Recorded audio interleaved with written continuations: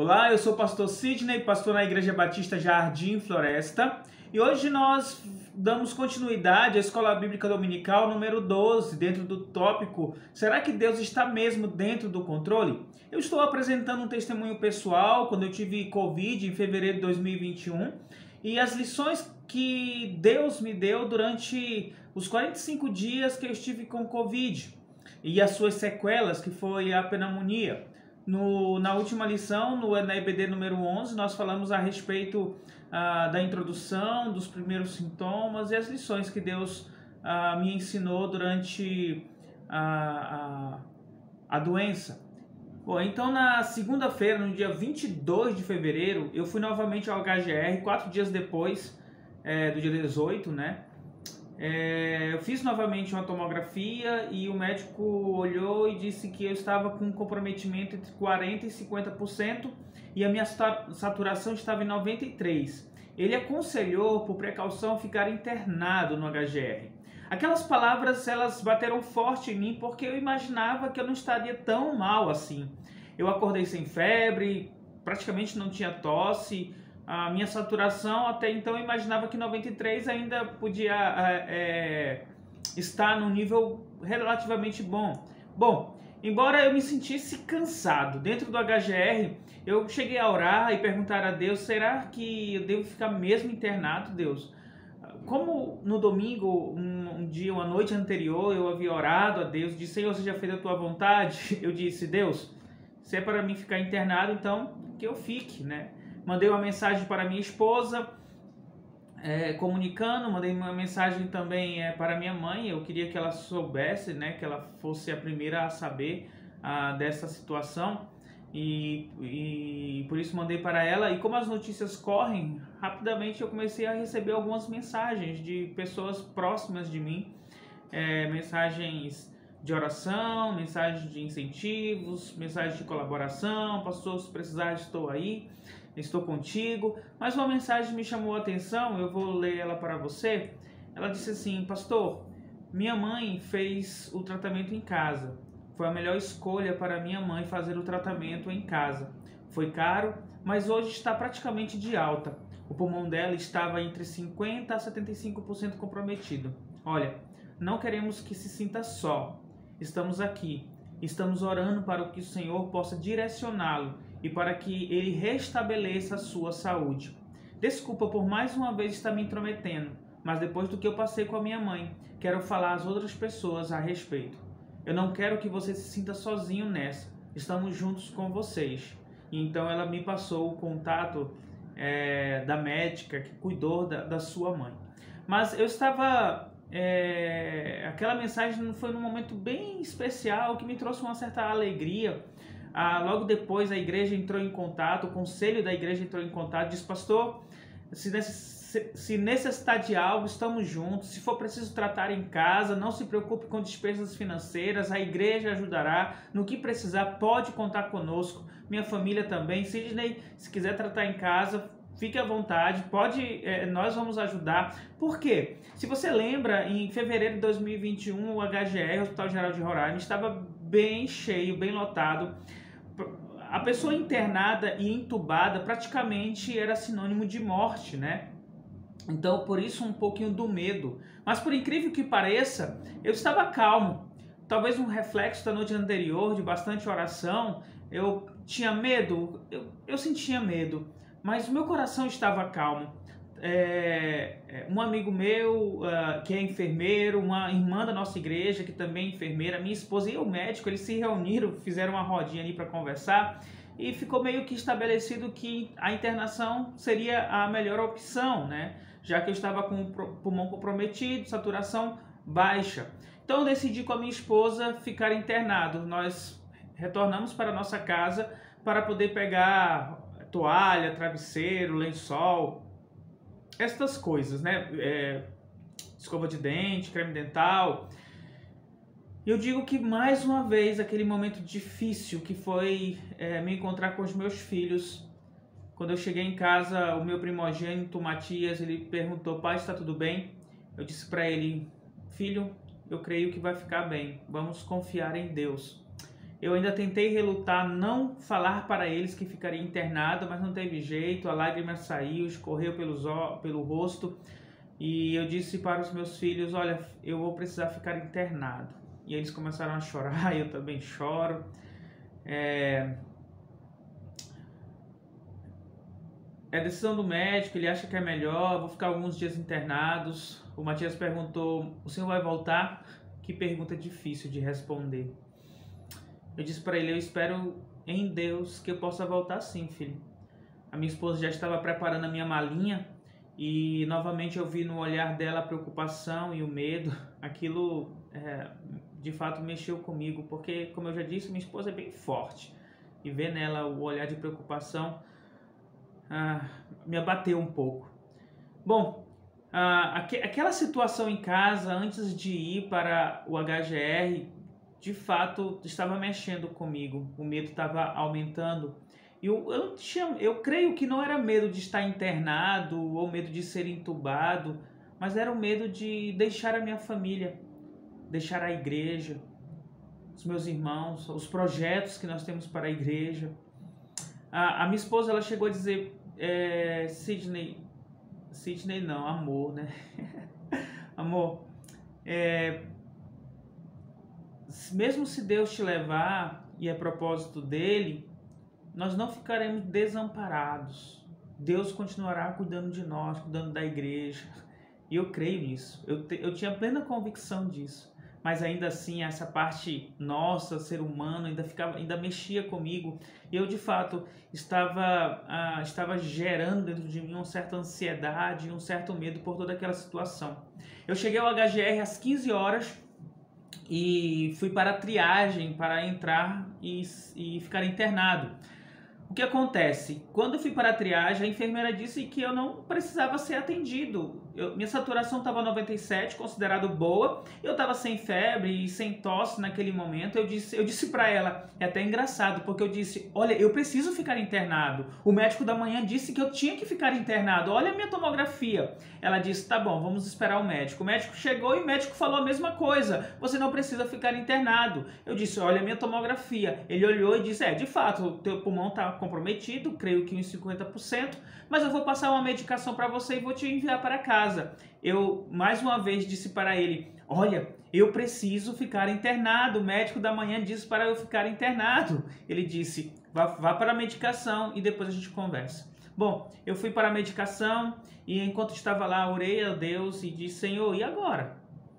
É para mim ficar internado ou não? Qual é a tua vontade aqui?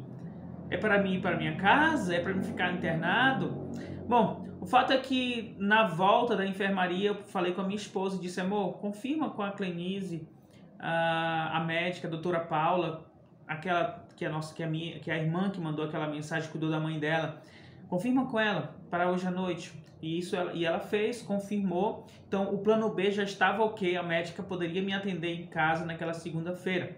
Então eu fui retornei com o médico e ele disse, olha, de fato eu vou mandar você para casa porque nós já temos muitas pessoas procurando o HGR com situações bem piores do que você. Eu apenas disse, tudo bem, tranquilo, muito obrigado, e então eu fui para casa. Chegando em casa, isso aqui eu achei interessante, meus filhos me receberam com um abraço e eu tinha dito, meu filho me perguntou, pai, quando o senhor volta, né? E eu disse, bom, isso só Deus sabe. Eu voltei 2 horas depois, dentro de casa. Eu estava muito feliz de estar em casa e junto com os meus filhos, mas o medo ainda estava ali presente. Bom, a médica ficou agendado dela voltar da consulta ser às 19 horas, mas ela chegou às 21 horas, você imagina aí a ansiedade crescendo dentro de mim, a ansiedade para ver o que ela iria dizer, qual seria o protocolo para o tratamento. O fato é que ela passou todo um protocolo de muita medicação, antibiótico na veia, e eu fiz tudo exatamente como ela mandou. No terceiro dia minha saturação já estava 97, continuava sem febre, pouca tosse, embora ainda um pouco cansado, mas eu estava me sentindo bem melhor. E agora é que entra as lições de Deus para a minha vida. Por quê? A doutora havia dito que se tudo corresse bem, ela me atendeu no dia 22 de fevereiro. Ela disse, no dia 10 de março você terá alta, se tudo estiver ok. Eu disse, opa, beleza, eu vou ter alta.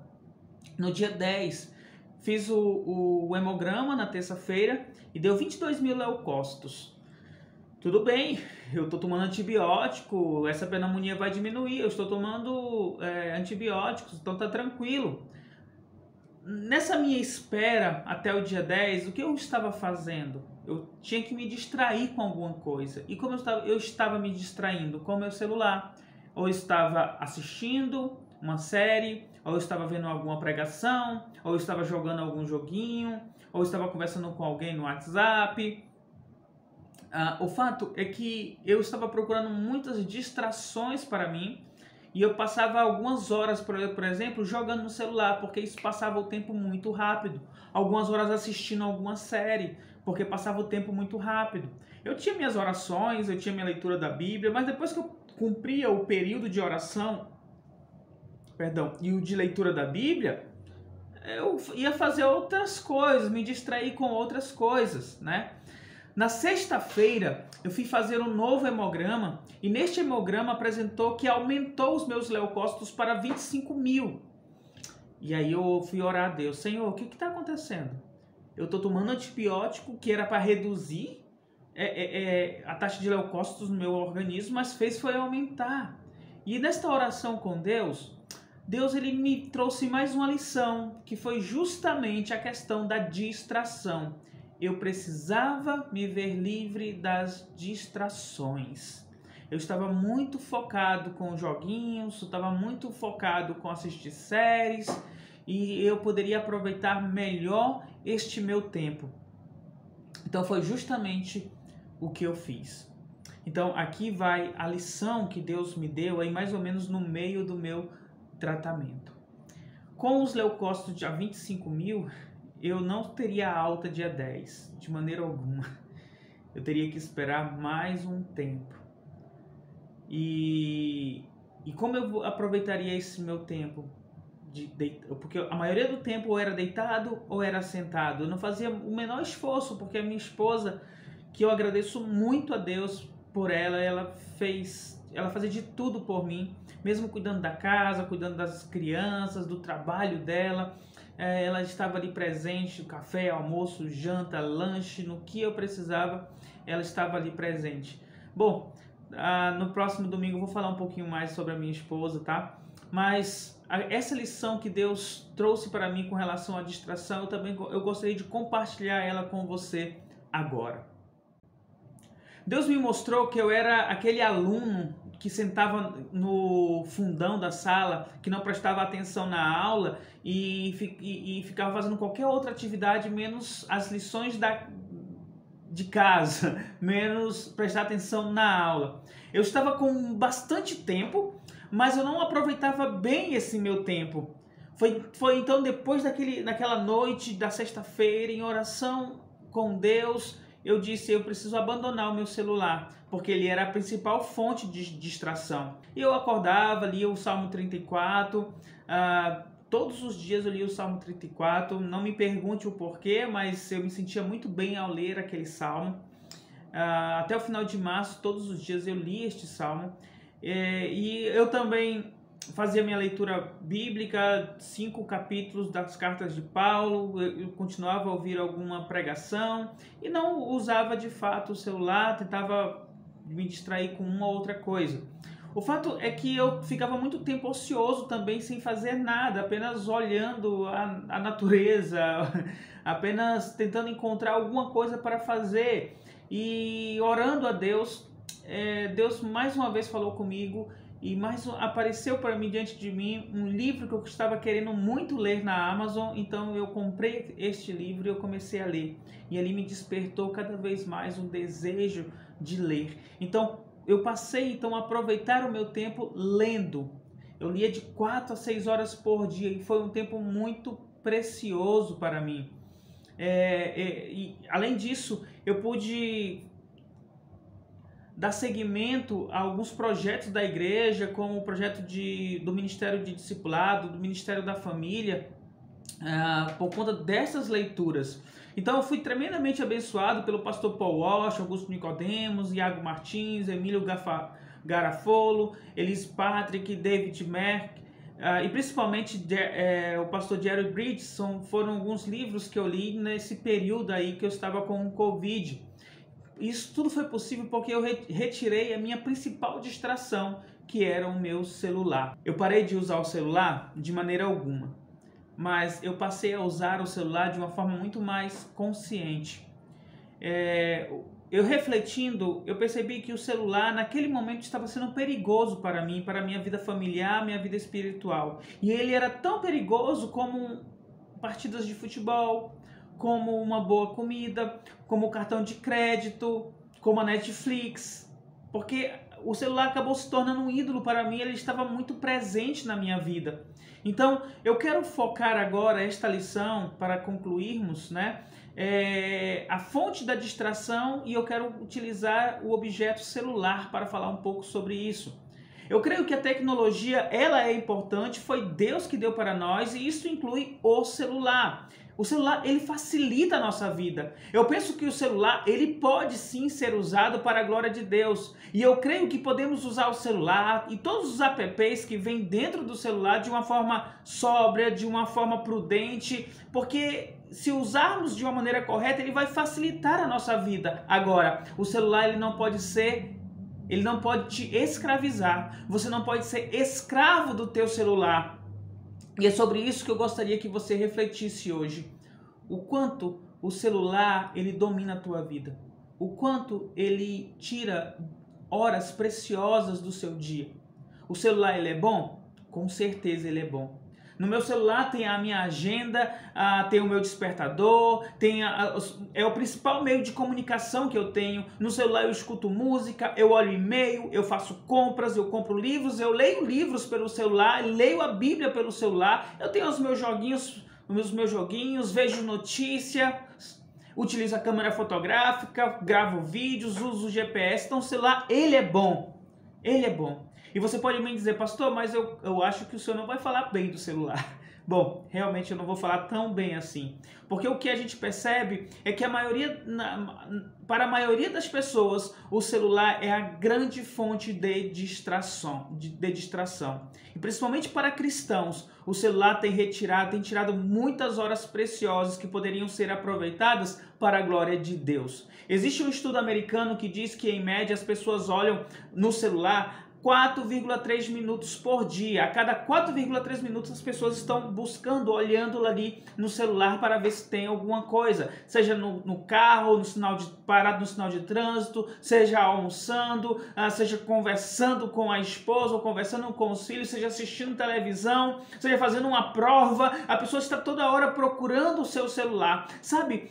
Quando você abre sua geladeira, você sabe que não tem nada na geladeira, mas a cada 5 minutos você abre a geladeira procurando alguma coisa, como se milagrosamente alguma coisa fosse aparecer dentro da geladeira. Então nós agimos dessa forma. Pegamos o nosso celular e a cada 4 minutos estamos olhando para ver se tem alguma nova mensagem, alguma novidade, alguma coisa para interter. Pois bem, então, olhando para o celular e para as novidades que ele traz, para a sedução do celular, nós podemos ser facilmente escravizados por eles.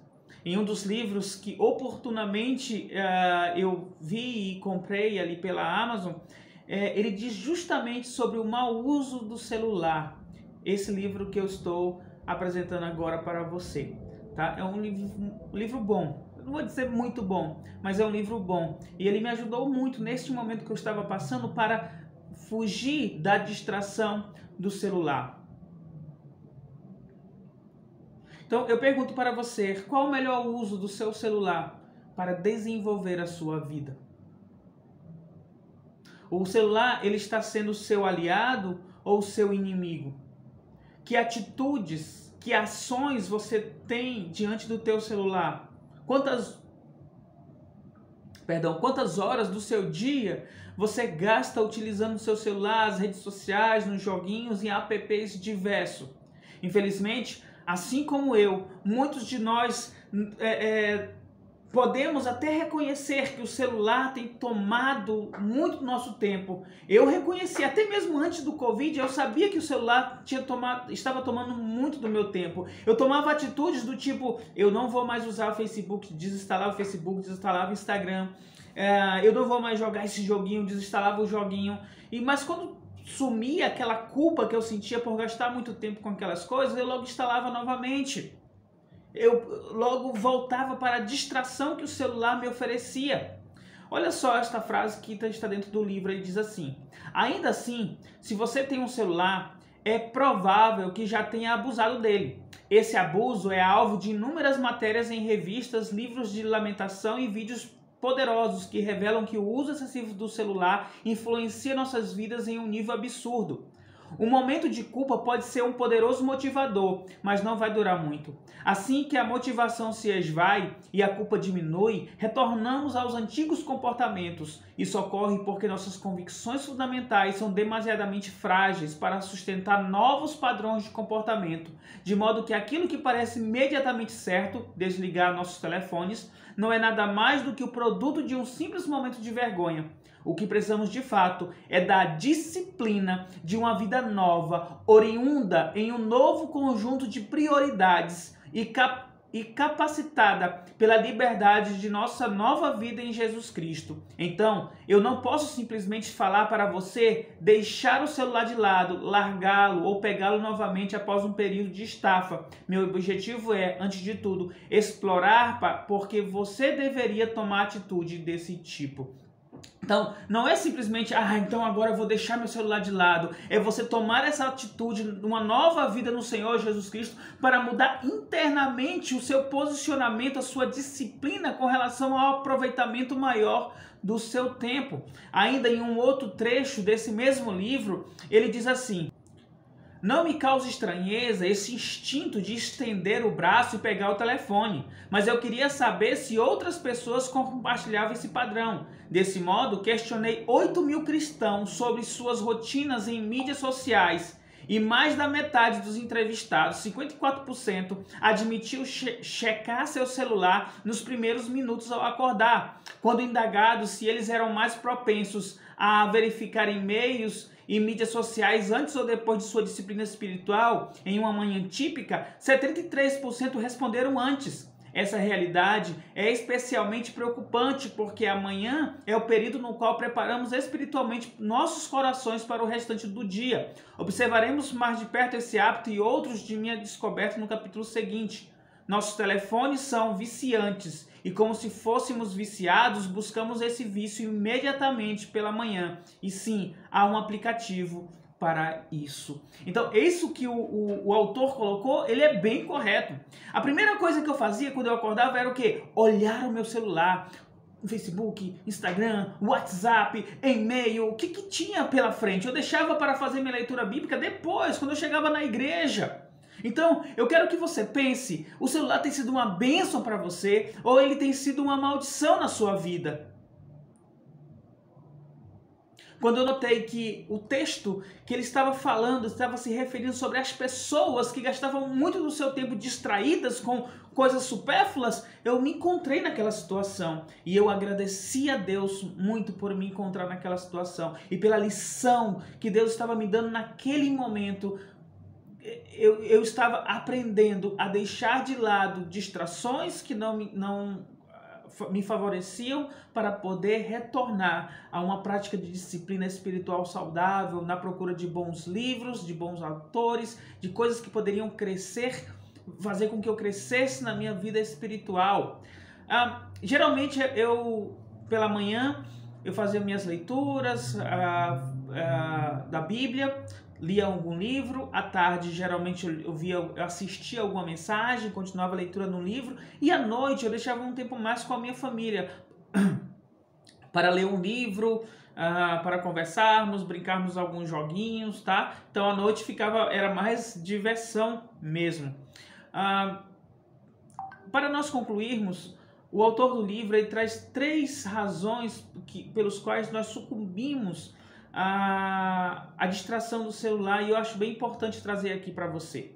Primeiro, nós usamos as distrações virtuais para fugir do trabalho. Então, analisa se você faz isso. Nós procrastinamos nossas atividades.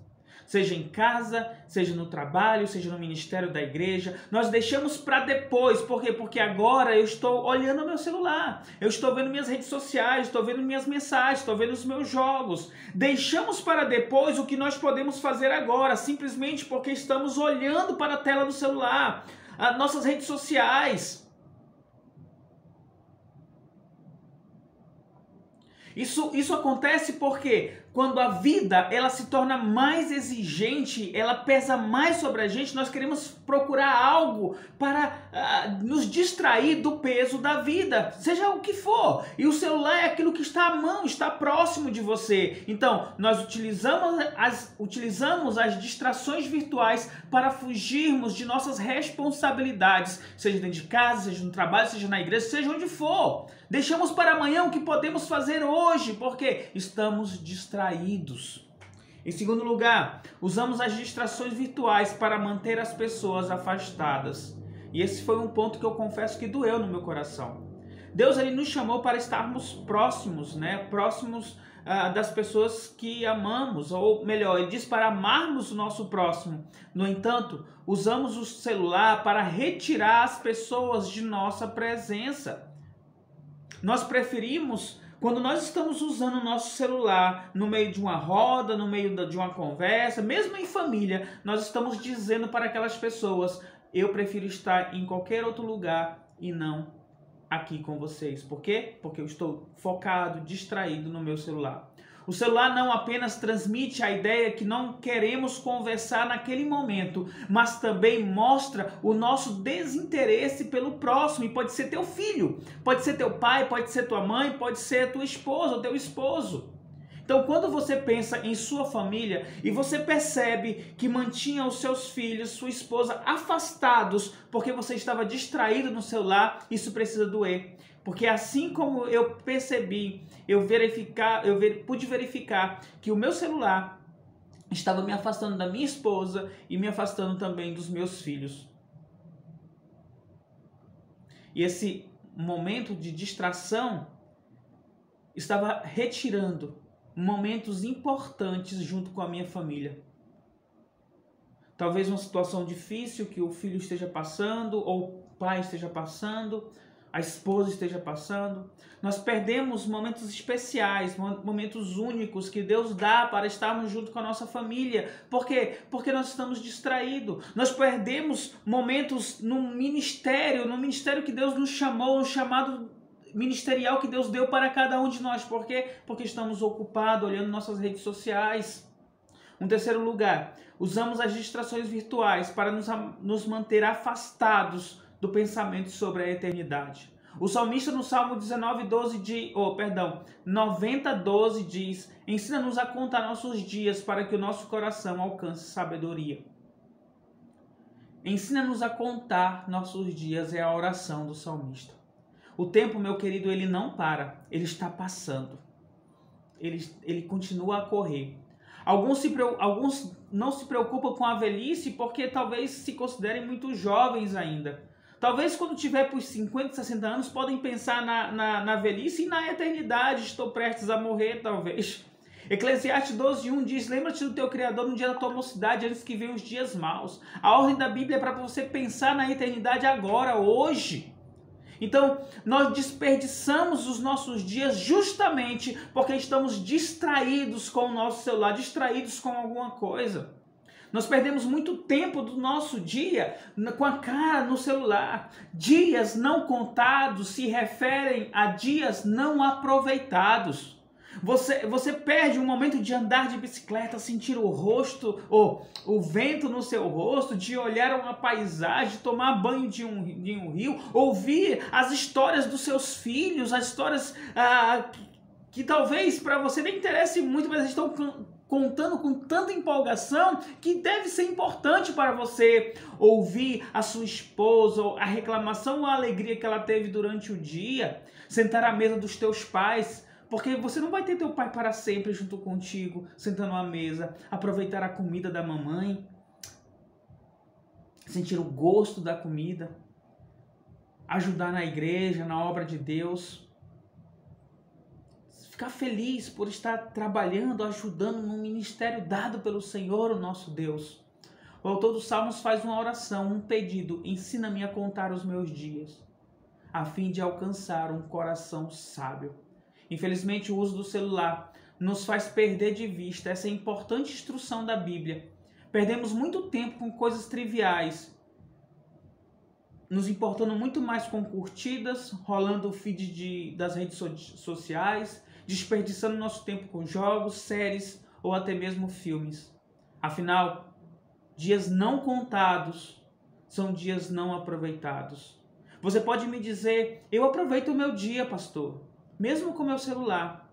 Mas será mesmo que você aproveita o dia com as coisas que realmente importam, com a cara na tela do celular? Infelizmente, muitos de nós pensamos que a vida ela é longa, mas não, querido irmão, a vida ela é curta. A qualquer hora pode acabar, a qualquer hora a velhice vai chegar, uma doença pode acontecer. Aproveite a vida agora, olhe a natureza, olhe as pessoas que estão do teu lado, pessoas que te amam. Aproveite o serviço no Senhor, a força que Ele está dando a você neste momento. Dedique esta força à obra de Deus. Permita-se sentir vivo. Se você soubesse que teria apenas mais um dia de vida, será que você gastaria este dia nas redes sociais, jogando um jogo, assistindo um filme? Eu creio que não. Eu creio que você estaria do lado das pessoas que você ama. O John Piper ele tem uma frase famosa que diz: uma das maiores utilidades do Twitter e do Facebook será provar no último dia que a falta de oração não era pela falta de tempo. Então, que Deus nos conceda sabedoria para usar o nosso celular de uma maneira sábia, a fim de que o celular seja uma bênção em nossas vidas e não uma maldição. Minha expectativa é que você reflita como você tem usado o teu celular. Se você percebe que tem gastado muito tempo com ele, dê um tempo do celular, dê um tempo das redes sociais. Aproveita a tua família, aproveita a tua igreja, aproveita essa vida que o Senhor está te dando. Que Deus nos abençoe.